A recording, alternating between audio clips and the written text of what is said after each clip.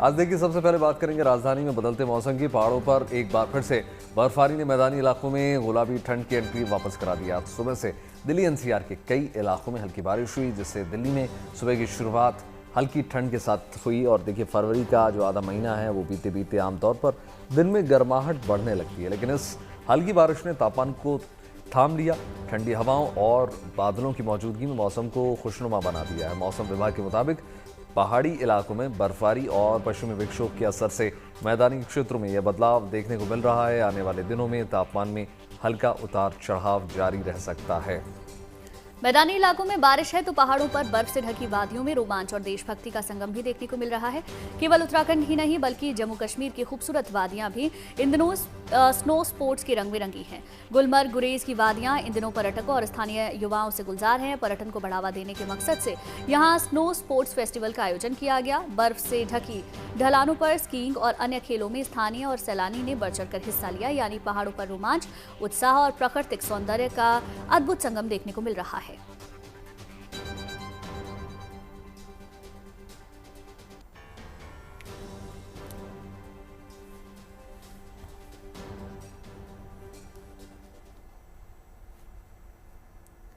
बीते कुछ दिनों में तेजी से पारा चढ़ा है। दिल्ली का अधिकतम तापमान 30 डिग्री भी पार कर गया था, लेकिन गुड न्यूज ये है कि आज से मौसम में कुछ बदलाव देखने को मिल रहा है। बिल्कुल, देखिए देश के मैदानी हिस्सों में आज कई जगह बारिश होने की संभावना है और दिल्ली में देखने को मिली। मौसम के जानकार ये मानते हैं कि देखिए मौसम के इस यू टर्न से मैदानी इलाकों में गर्मी से कुछ राहत जरूर मिलेगी। देखिए दिल्ली एनसीआर के कई हिस्सों में बारिश हो रही है। आज दिन भर हल्की से मध्यम बारिश की संभावना बनी है। दोपहर को तेज हवाएं चल सकती हैं। आज दिल्ली में अधिकतम तापमान 27 और न्यूनतम तापमान 14 डिग्री रहने की संभावना है। उत्तर प्रदेश के मौसम में भी बदलाव देखने को मिल रहा है। वहीं यूपी के पश्चिमी उत्तर पश्चिमी हिस्से में हल्की से मध्यम बारिश हो सकती है। बिल्कुल गुंजन, देखिए कुछ जगहों पर तेज हवाएं चलने और ओले गिरने की भी आशंका है। राजस्थान के कुछ हिस्सों में हल्की बारिश का अनुमान है। वहीं बंगाल की खाड़ी में कम दबाव की वजह से तमिलनाडु के 10 जिलों में भारी बारिश का अनुमान जताया जा रहा है। बिल्कुल, और देखिए अब बात करते हैं जम्मू कश्मीर में हुए स्नो स्पोर्ट्स फेस्टिवल के रंग की, जिसकी तस्वीरें अभी हम आपको दिखा रहे थे। केवल उत्तराखंड में ही नहीं बल्कि कश्मीर के सोनमर्ग में वादियां इस वक्त खूब गुलजार नजर आ रही हैं। यहाँ पर पर्यटन को बढ़ावा देने के लिए स्नो स्पोर्ट्स का आयोजन किया गया है, जिसमें स्थानीय युवा और पर्यटकों ने पूरे उत्साह के साथ हिस्सा लिया।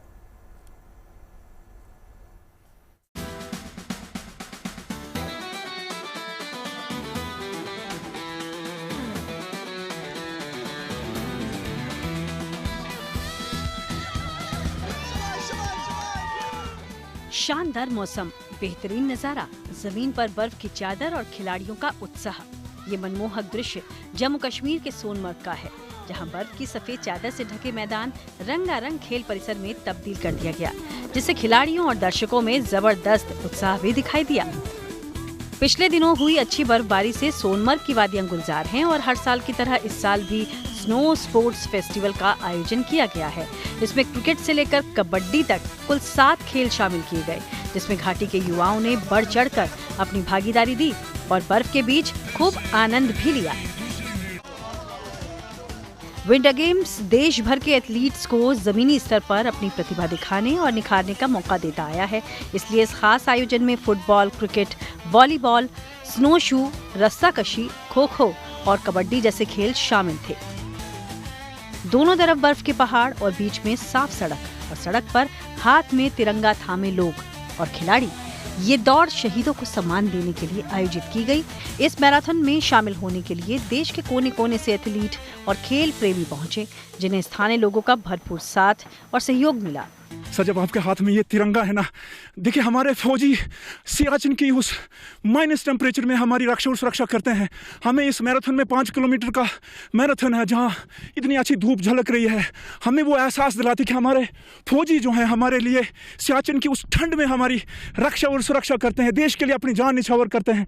तो क्या हमारा इतना सा फर्ज नहीं बनता है कि हम 5 किलोमीटर का दौड़, मुझे लगता है हमें अगर 50-500 किलोमीटर का भी मैराथन होना, उनके लिए वो ट्रिब्यूट भी कम है। जय हिंद, जय भारत। लोगों ने पूरे उत्साह के साथ स्नो मैराथन में भाग लिया और शहीदों के पराक्रम को याद किया। कई लोगों का ये कहना था कि बेहद ठंडे इलाके में भी हमारे जवान देश की हिफाजत कर रहे हैं। तो ये मैराथन क्या है? हम ये देखें कि वो किस मेहनत में, किस सख्ती में अपनी ड्यूटी देते हैं।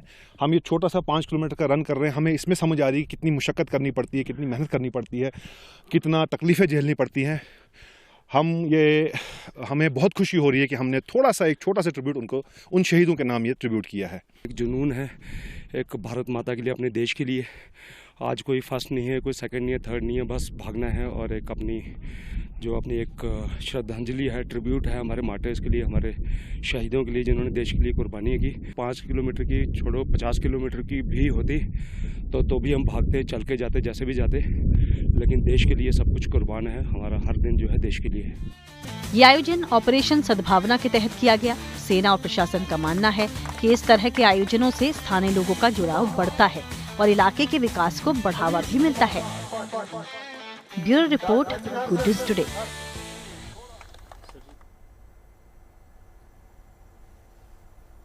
और चलिए अब बात भारतीय वायुसेना के जांबाजों की, जिन्होंने अरुणाचल प्रदेश और नागालैंड के जंगलों में लगी आग बुझाने को लेकर अहम भूमिका निभाई। यहां MI-17 V5 हेलीकॉप्टर के जरिए दीमापुर की पदुम पोखरी झील से पानी लाकर जंगलों में फेंका ताकि आग को बुझाया जा सके। अरुणाचल प्रदेश के वालुंग में आग बुझाने में मदद मिली, जबकि नागालैंड की जोकोउ घाटी में ऑपरेशन जारी है। यहां पहाड़ी इलाके, खराब विजिबिलिटी और हवा के बीच चुनौतियां काफी हैं, लेकिन फिर भी इंडियन एयरफोर्स की टीम ने हार नहीं मानी है। बहुत बढ़िया। देखिए, नागालैंड में हेलीकॉप्टर से ऑपरेशन लगातार किस तरीके से जारी है, उससे जुड़ी तस्वीरें हम आपको दिखा रहे हैं। अरुणाचल प्रदेश के वालोंग में आग बुझाने में मदद मिली है।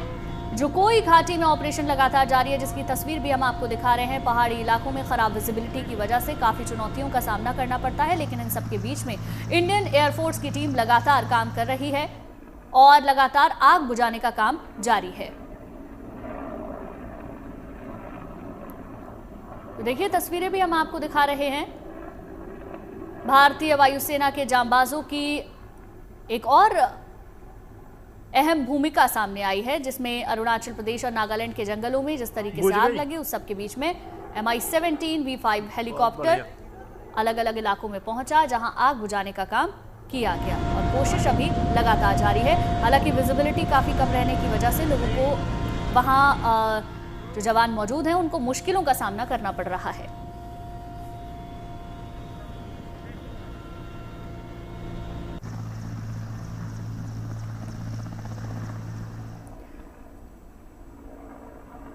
देखिए, ये भी एक अद्भुत तस्वीर है जब हेलीकॉप्टर की मदद से आग बुझाने का प्रयास यहाँ पर किया गया है। MI-17 को आप यहाँ देख सकते हैं किस तरीके से वायुसेना मददगार बनी है। इन तस्वीरों में साफ तौर पर समझा जा सकता है। बुझ गई। चलिए बात कुछ और खबरों की करते हैं। अच्छी खबर जम्मू कश्मीर से निकल कर आई है। वहां 14 टूरिस्ट डेस्टिनेशन को फिर से खोल दिया गया है, जिसमें इनमें 11 पर्यटन स्थल कश्मीर संभाग के हैं और 3 जम्मू विभाग के हैं। देखिए, वहीं पर बर्फ साफ होने के बाद 4 और पर्यटन स्थल खोलने की तैयारी है।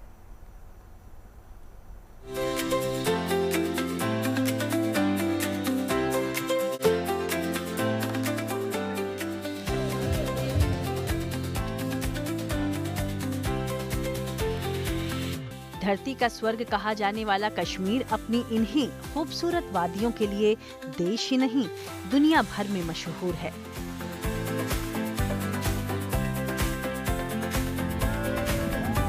इस खूबसूरती को देखने के लिए हर साल बड़ी संख्या में सैलानी दूर दूर से कश्मीर दौड़े चले आते हैं, मगर पिछले साल पहलगाम आतंकी हमले के बाद जम्मू कश्मीर के कई प्रमुख पर्यटन स्थल सुरक्षा कारणों के चलते बंद कर दिए गए थे।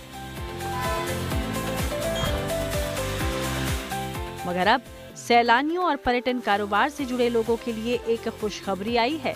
खुशखबरी ये है कि जम्मू कश्मीर के 14 पर्यटन स्थलों को फिर से खोलने का फैसला लिया गया है।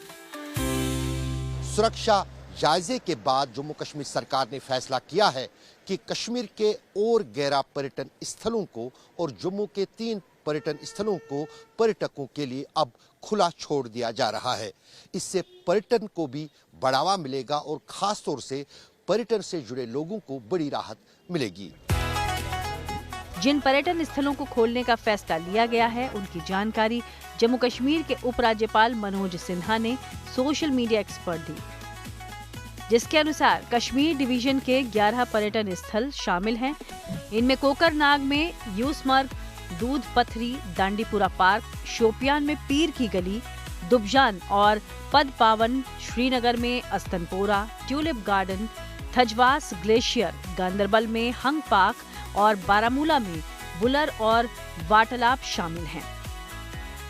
जबकि जम्मू डिवीजन के रियासी में देवी पिंडी, रामबन में साहू मंगल और किश्तवाड़ में मुगल मैदान को खोलने का ऐलान किया गया है।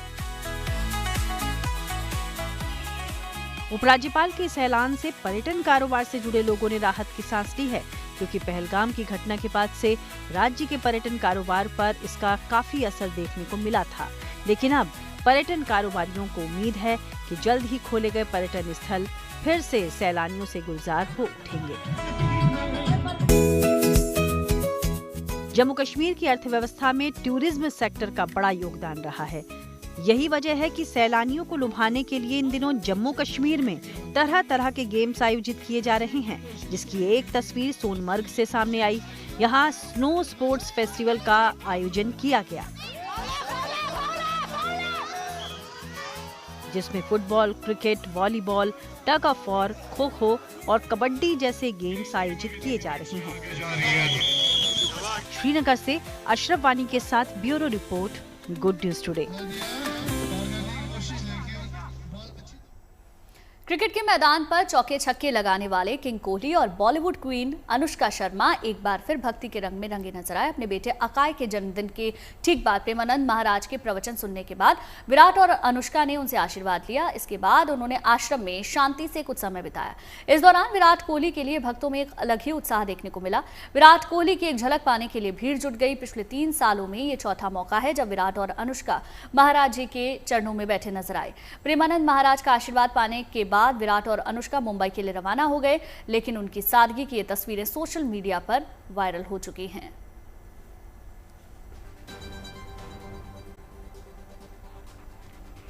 T20 वर्ल्ड कप में आज भारत का सामना नीदरलैंड से होने जा रहा है। मैच शाम 7 बजे से अहमदाबाद के नरेंद्र मोदी स्टेडियम में खेला जाएगा।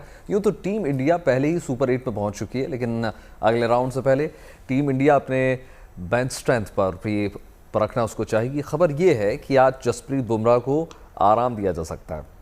फैंस की निगाहें जो अभिषेक शर्मा पर टिकी हुई हैं। पिछले 2 मैचों में अभिषेक खाता भी नहीं खोल पाए, लिहाजा आज का मैच उनके लिए बहुत अहम साबित हो सकता है। सुपर 8 में जाने से पहले अभिषेक का रिदम में लौटना टीम इंडिया के लिए बहुत ज़रूरी है।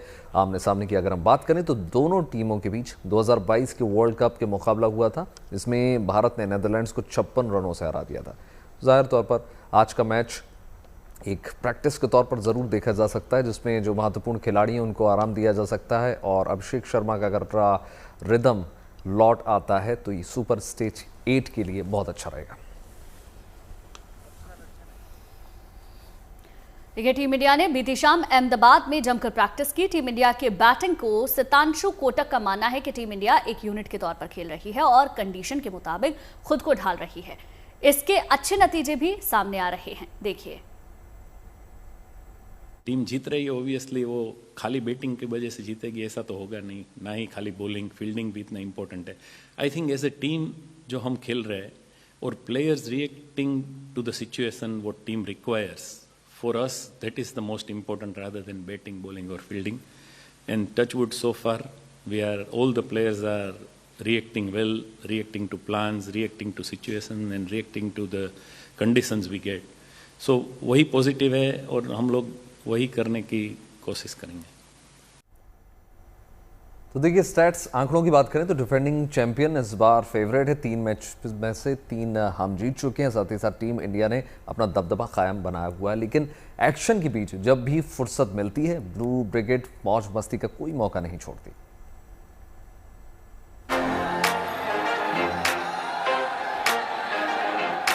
अरे भाऊ,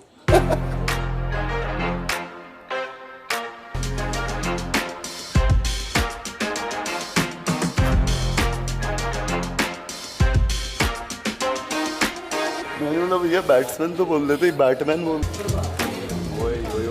ग्लासेस उसको ही तगड़े लग रहे हैं, वैसा तो बोल। हाँ, उस पे ही ना। अच्छा कौन से फील्डिंग है? नहीं मिल रहा है क्या? हाँ यार। अरे यार क्या कर रहे हैं? नहीं बट ठीक है, आपको हम फ्लाइट में देंगे। आप जैसे फ्लाइट उपड़े उपड़े उपड़े उपड़े उपड़े मतलब उड़े। हाँ तो ये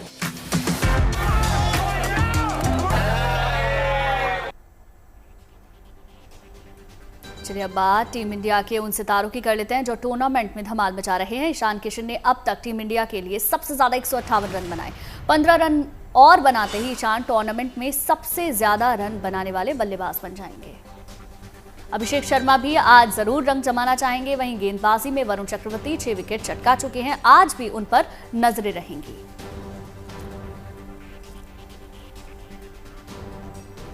और आइए बात करेंगे दिलचस्प मुकाबले की, जिसको लेकर दो पूर्व क्रिकेटरों की मां दुविधा में है। असल में वो किसे सपोर्ट करें। दरअसल दक्षिण अफ्रीका के पूर्व cricketer Elby Morkel Africa team के सलाहकार कोच हैं, तो उनके भाई जो हैं मोर्ने मार्केल भारतीय टीम के गेंदबाजी के कोच हैं। T20 वर्ल्ड कप में भारत और दक्षिण अफ्रीका का मैच 22 फरवरी को होने जा रहा है। ऐसे में मोर्ने और एल्बी मोर्केल की जो मां है यानी मारियाना, वो किसे सपोर्ट करेंगी, इसको लेकर वो दुविधा में नजर आ रही हैं। एल्बी से पूछा गया कि क्या उन्होंने मोर्ने के साथ नोट्स एक्सचेंज किए, तो इस पर मोर्ने ने कहा कि नहीं, हम इस पर एक दूसरे से बात नहीं करते। साथ ही साथ उन्होंने बताया कि उनकी माँ जो है उनसे ज़्यादा परेशान नज़र आ रही हैं। उन्हें नहीं पता है कि किसे सपोर्ट करना है, इंडिया या साउथ अफ्रीका।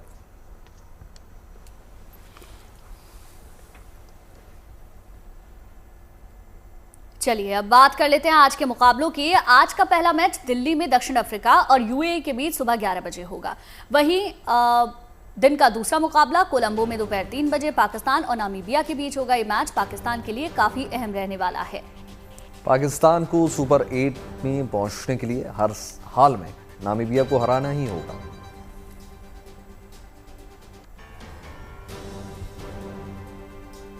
चलिए बात कुछ और खबरों की कर ली जाए। मध्य प्रदेश के कूनो नेशनल पार्क में 3 नन्हे मेहमान आए हैं।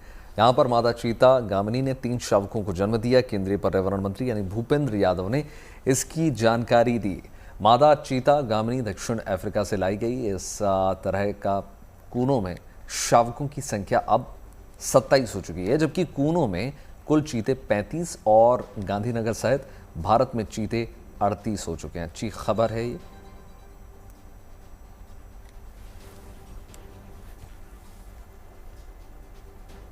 दिल्ली इस वक्त दुनिया की एआई कैपिटल बनी हुई है। भारत मंडपम में चल रहे एआई इंपैक्ट समिट का आज तीसरा दिन है। 100 से ज्यादा देशों के प्रतिनिधि और टेक कंपनियां इस समिट का हिस्सा हैं। लेकिन सबसे बड़ी गुड न्यूज बिहार से आई है, जो अब देश का नया एआई हब बनने जा रहा है। दूसरे दिन जहां समिट में डिजिटल इंडिया की ताकत दिखी थी, वहीं तीसरे दिन क्या कुछ होने जा रहा है, खास देखिए।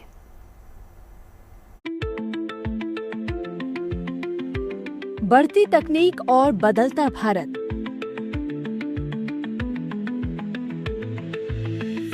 दिल्ली के भारत मंडपम में एआई इम्पैक्ट समिट का आज तीसरा दिन है। एआई के इस महाकुंभ में पहले 2 दिन अगर शानदार रहे, तो इसका तीसरा दिन और भी बेमिसाल होने जा रहा है, क्योंकि तीसरे दिन इस समिट में लगभग 20 देशों के अध्यक्ष समेत 500 से ज्यादा ग्लोबल एआई लीडर्स शिरकत करने पहुंचने वाले हैं। एआई समिट का दूसरा दिन जहां विशेष रूप से रिसर्च और इनोवेशन को समर्पित रहा, तो तीसरा दिन इसके उपयोग और रिसर्च से जुड़ा रहने की उम्मीद है। इस ग्लोबल समिट की सबसे सुखद खबर बिहार के लिए है। वो बिहार जो अपनी प्रतिभा के लिए जाना जाता है, अब एआई का हब बनने की राह पर है। खबर है कि बिहार के युवा अब एआई के जरिए सूबे की तकदीर और तस्वीर दोनों बदलने को तैयार हैं। किस तरह से आप देखती हैं बिहार को वो कंपनीज आगे कैसे ले जाएंगी, खासकर जो खुद इनके फाउंडर्स बिहार से हैं, और क्या कुछ उम्मीद इनसे आप कर रही हैं? देखिए, निश्चित रूप से अब बिहार सिर्फ एक बायस्टैंडर या एक ऑडियंस के रूप में नहीं, बल्कि एआई की बढ़ती हुई दुनिया में लीड करने के लिए तैयार है। निश्चित रूप से अभी जहां हम टाइगर एनालिटिक्स के कियोस्क पे खड़े हुए हैं, वहां के जो सीईओ हैं महेश जी हैं, बिहार नौगछिया से आते हैं, तो निश्चित रूप से एक सॉफ्ट कॉर्नर है। इतनी बड़ी कंपनी जब बिहार आती है तो सिर्फ भारत ही नहीं बल्कि विश्व को दिखाती है कि अब बिहार भी एआई के साथ आगे बढ़ रहा है, कदम से कदम मिलाकर चल रहा है। अच्छी खबर ये है कि बिहार को डिजिटल क्रांति का केंद्र बनाने के लिए टाइगर एनालिटिक्स नाम की कंपनी एक बहुत बड़ा निवेश करने जा रही है। इस निवेश के जरिए बिहार में देश का सबसे बड़ा AI सेंटर ऑफ एक्सीलेंस बनने की तैयारी शुरू हो चुकी है, जो सिर्फ बिहार बल्कि पूरे भारत के लिए AI रिसर्च का पावर हाउस बनेगा। ये बहुत ही गर्व की बात है कि बिहार में ये पहला AI COU बन रहा है और ये देश का लार्जेस्ट AI COU बन रहा है और हम लोग उसके इंडस्ट्री पार्टनर हैं। तो एज इंडस्ट्री पार्टनर हम लोग उसमें इन्वेस्ट करेंगे और वहाँ पर एक लार्ज स्केल पे स्किल डेवलपमेंट करेंगे, जॉब क्रिएशन करेंगे और also bringing the better governance there in the specific areas of agriculture, education and health care. जाहिर है AI के जरिए बिहार की तासीर और तकदीर अब दोनों ही बदलने वाली है। छात्रों को वर्ल्ड क्लास ट्रेनिंग के साथ अपने राज्य में ही ग्लोबल एक्सपोजर भी मिल सकेगा। बिहार के लिए ऐतिहासिक दिन है। देश के प्रधानमंत्री जी ने शुरुआत किया, बिहार के मुख्यमंत्री जी ने पूरा एक पॉलिसी के तहत बिहार के लिए एकदम नयापन है।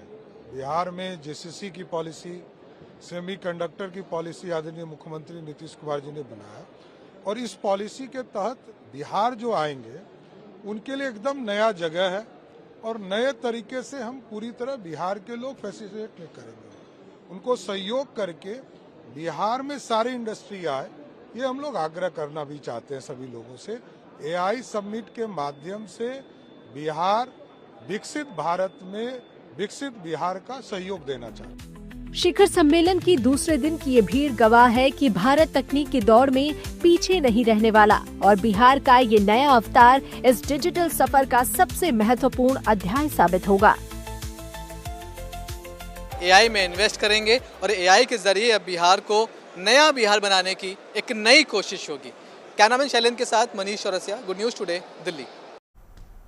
देखिए, वडोदरा में निगम का एक स्कूल जो है रचनात्मकता और आधुनिकता की मिसाल बन चुका है। खास बात यह है कि स्कूल के डिज़ाइन को स्कूल के ही छात्रों ने तैयार किया है। स्कूल में हाईटेक क्लासरूम, लाइब्रेरी और एक एम्फी थिएटर का भी निर्माण किया गया। करीब 4.5 करोड़ की लागत से तैयार इस स्कूल में कुदरती रोशनी और हवा का खास ख्याल रखा गया।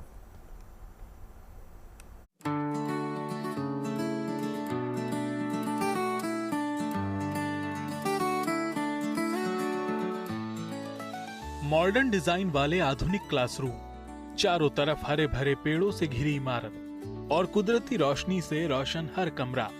वडोदरा नगर निगम के इस प्राथमिक विद्यालय ने सरकारी स्कूलों की एक नई तस्वीर पेश की है। शहर के अटला दरा इलाके में बने इस स्कूल की सबसे बड़ी खासियत ये है कि इसके डिजाइन को किसी इंजीनियर ने नहीं बल्कि यहाँ के छात्रों ने ही तैयार किया है। दरअसल स्कूल की इमारत कैसी होनी चाहिए, इस पर एक पेंटिंग प्रतियोगिता के जरिए छात्रों से सुझाव मांगे गए थे। स्कूल की इमारत पर बच्चों की उसी कल्पना को इंजीनियरों ने हकीकत में बदल दिया। यह बिल्डिंग अनेक खूबियों के साथ बनी है। एक अलग ही यूनिक डिजाइन, क्रॉस वेंटिलेशन और लाइब्रेरी, साइंस लैब और साथ में बच्चे शैक्षणिक प्रवृत्ति के अलावा अन्य जो भी कल्चरल एक्टिविटी है या कोई क्रिएटिव एक्टिविटी है जो आर्ट और म्यूजिक या डांस से जुड़ी हुई है, वो एक्टिविटी भी अच्छी तरह कर सके, उसके लिए एक साड़ा संकुल में एक एम्फी थिएटर का भी निर्माण हुआ है।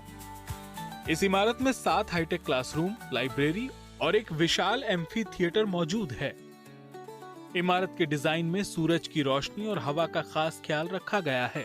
इमारत का डिजाइन इस तरह तैयार किया गया है कि परिसर में पहले से मौजूद पेड़ों को कोई नुकसान न हो। इसे बनाने में करीब 4.5 करोड़ की लागत आई और अब ये इमारत बच्चों की रचनात्मक और आधुनिक तकनीक की मिसाल बन गई है। वडोदरा से Tushar Patel, good news today. कोई इंसान पशु पक्षियों से कितना प्रेम कर सकता है, इसकी मिसाल यूपी के सहारनपुर में मौजूद है। यहाँ एक व्यक्ति ने पशु पक्षियों के संरक्षण को लेकर एक ऐसा ठिकाना बना दिया जिसे मिनी जू के रूप में देखा जा रहा है।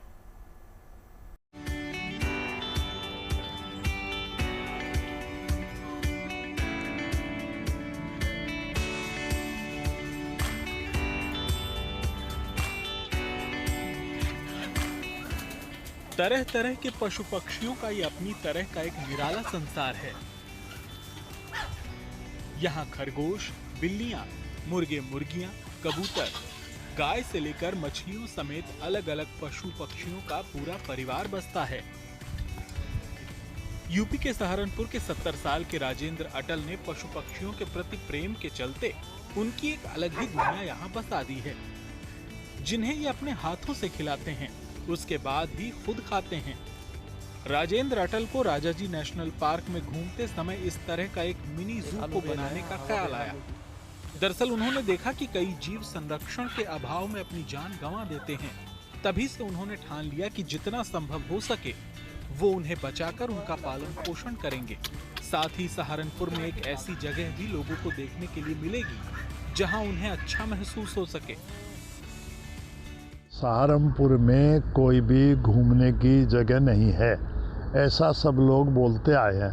किसी का मेहमान आए, किसी के दोस्त आए, कहते कोई घूमने की जगह नहीं। तो हमने प्लान ये किया कि यहाँ पर एक घूमने की जगह बने जिसमें मिनी जू बनाया जाए और ऐसे जीव जंतुओं का संरक्षण संवर्धन हो जो संरक्षण के अलावा देखने में खूबसूरत हो, बच्चों को मजा आए, बड़ों को भी अच्छा लगे।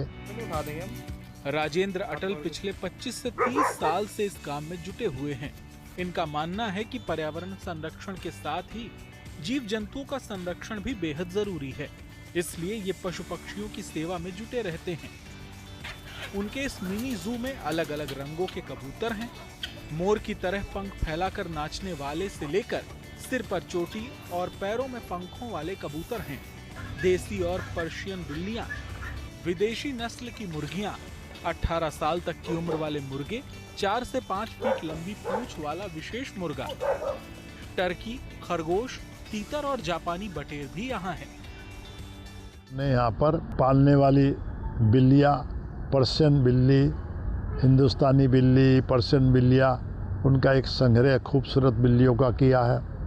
इसके साथ ही ऐसे कबूतर पक्षी हमारे पास हैं जो तरह तरह के खूबसूरत पक्षी हैं, यानी मोर की तरह उनके पंख हैं, मोर की तरह वो नाचने वाले हैं। ऐसे कबूतर पक्षियों का संग्रह हमारे पास है। राजेंद्र अटल के इस मिनी जू में गायों से लेकर 1 बीघा में बने बड़े तालाब में रंगीन मछलियां भी हैं, जो 1.5 से 2 फीट तक बड़ी हो चुकी हैं। ये सब विशेषकर बच्चों को अपनी ओर खूब आकर्षित करते हैं। यहाँ आने वाले लोग भी इन पशु पक्षियों को खाना खिलाते हैं, उनकी तस्वीरें लेते हैं और वीडियो बनाते हैं। राजेंद्र इस विश्वास के साथ इन पशु पक्षियों की सेवा करते हैं कि ये भी इंसानों की तरह भावनाएं रखते हैं और उनकी देखभाल करना हमारा कर्तव्य है। इससे इन्हें आत्मिक शांति और सच्ची खुशी मिलती है। सहारनपुर से राहुल कुमार के साथ bureau report, good news today.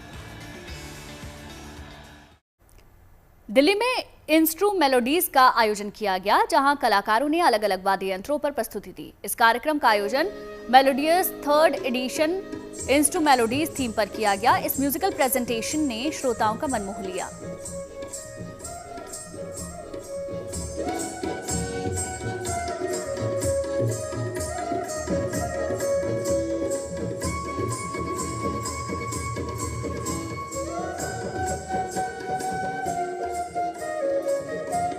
ये बहुत ही प्रेरणादायक लगा है और शायद मैं इनसे सीख के प्रेरणा लेके मैं भी शायद सीखने के लिए आगे जाना चाहूँगा।